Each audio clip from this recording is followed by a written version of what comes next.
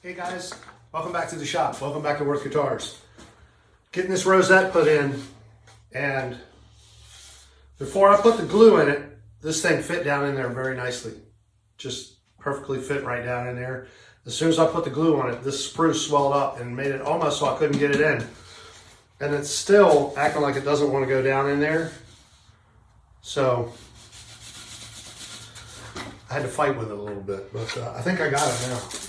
Well, welcome back, and today we're going to try to get this rosette in, and I'm going to adjust the camera a little so I don't have to bend over because it's just dumb. So I'll be right back. Hang on. Okay, I think that works better. All right, so I just need to tap it in a little right here. It's still a little high, and there's a little glue under it also, and there's really nowhere for the glue to go because it's so tight. That's the thing, if you use too much glue, you get it kind of, it's all jammed up in there. It has nowhere to get out. So you gotta be careful with that. And let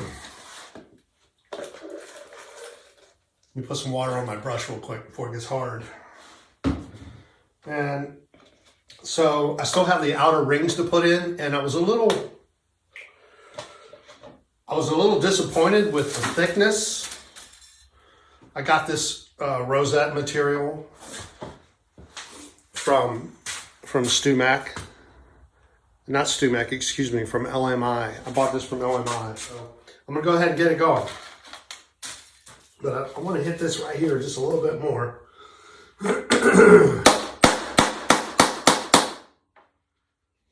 It seems like that was sticking up a little more. But maybe it's just thicker right there.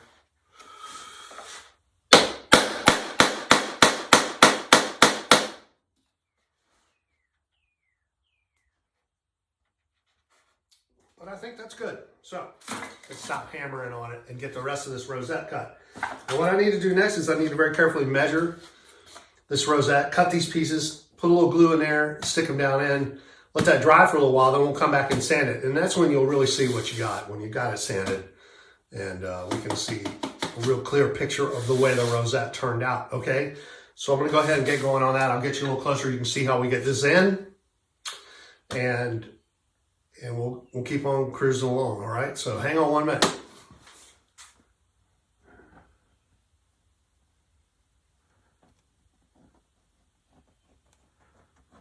All right, we're getting the glue down in there now. That's what we wanted, like that. Now, let's use the right piece and get it going in there. That's what we're looking for. We're looking for some squeeze out because we're going to sand this real good anyway. Just like that.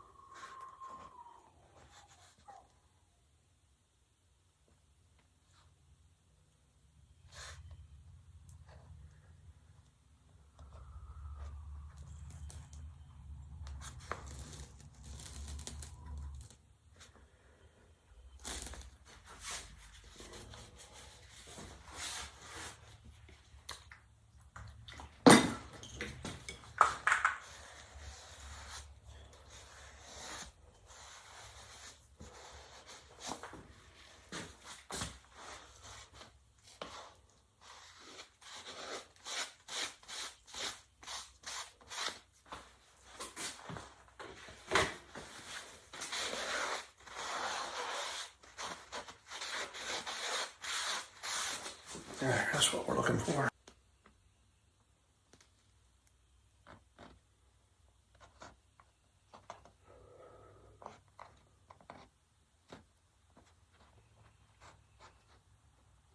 Just like that.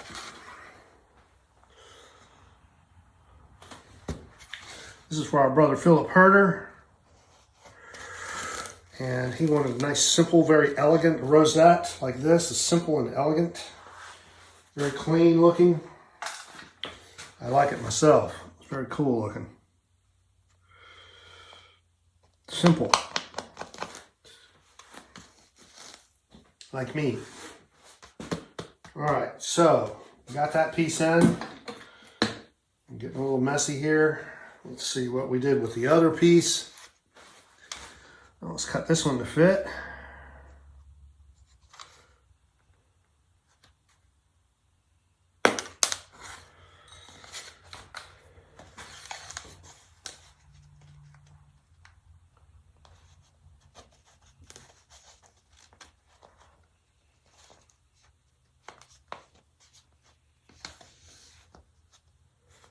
Okay, that's going to fit nicely. All right, get you a little bit closer here.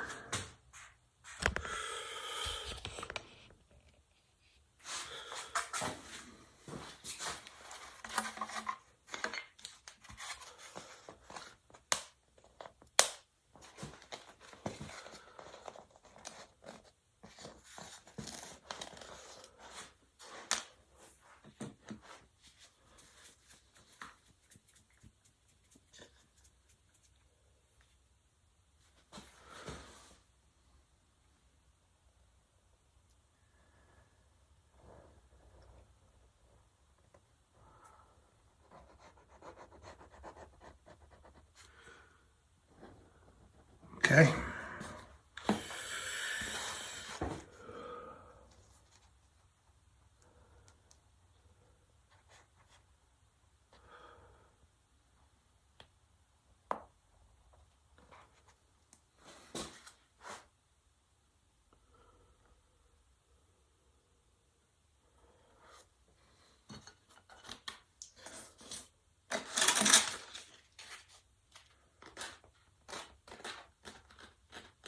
All right.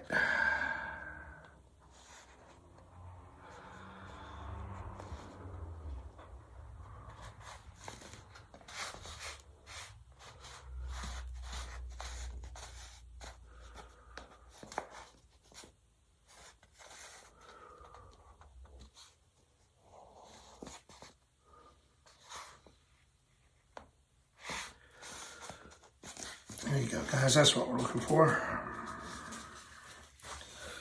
Just like that.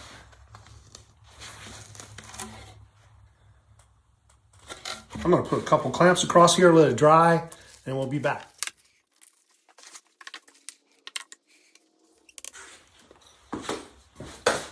Okay, this has been drying for a while.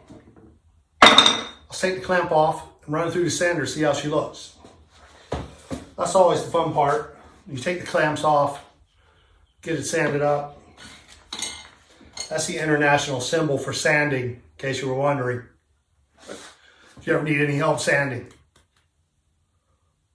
Right?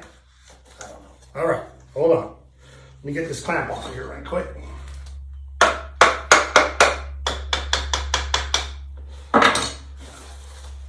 Gentle tap. A gentle tap is all we need. All right, there we go. That looks pretty cool so far. Let's run it through the sander, see what it looks like. Why am I looking over there? I don't know. I think the camera is right there, actually. Right there. All right, be right back.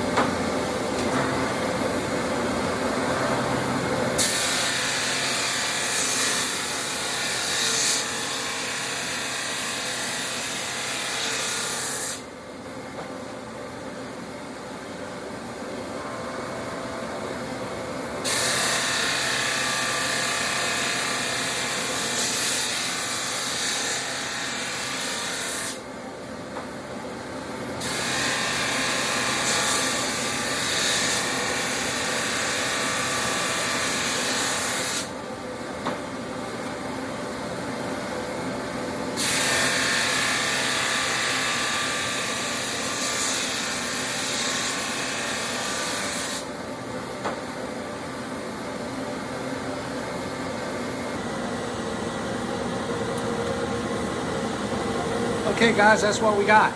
There's a little weird spot right here. I think it needs to be sanded a little more.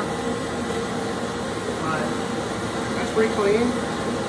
So maybe I was mistaken about the LMI rosette material or the purfling. It looks like it fits pretty well, actually. So we move the camera back over here and we'll run a sander across it and see if we can make it look a little cleaner.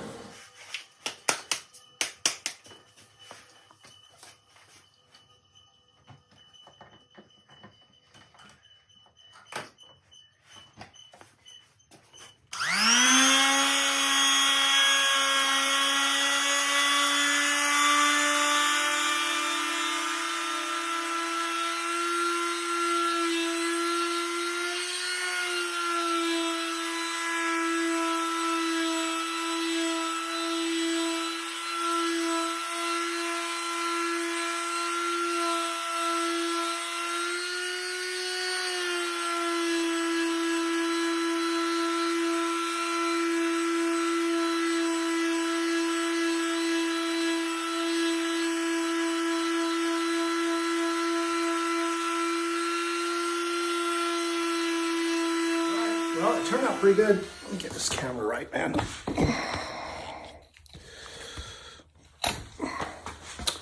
All right, well, it turned out pretty good. Turned out real good. I was mistaken about the purfling being too thin. Like I told you, they know a lot more about it than I do. Hold on, let me get the lighting right here. There we go. Weird. So, like I said before, they know a lot more about it than I do, and after the glue dries and you get it in there, it swells up a little, I guess, and man, it looks perfect. It's perfect to fit as you could want. And I'm pretty happy with that.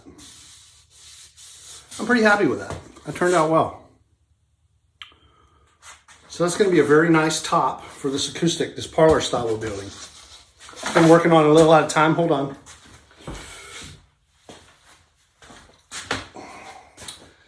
You know, trying to do them all at the same time. This will go on here, like so. Right? Very cool. You notice these two little dowel holes on either side here, the ears that you see. Well, I have those same dowel holes on the form so that when I put this on, it'll all center up and line up properly. And that aids the building greatly. Keeps everything centered. It's very important to try to keep everything exactly centered. You know, all the parts where they come together, all the lines nice and centered, but you know that, okay? So that's it for today though, and it was good to talk to you guys again, and we'll see you out there. We got a bunch of cool builds coming up. I got the Starliner cut and the inlay done on that. Hold on, let me show it to you.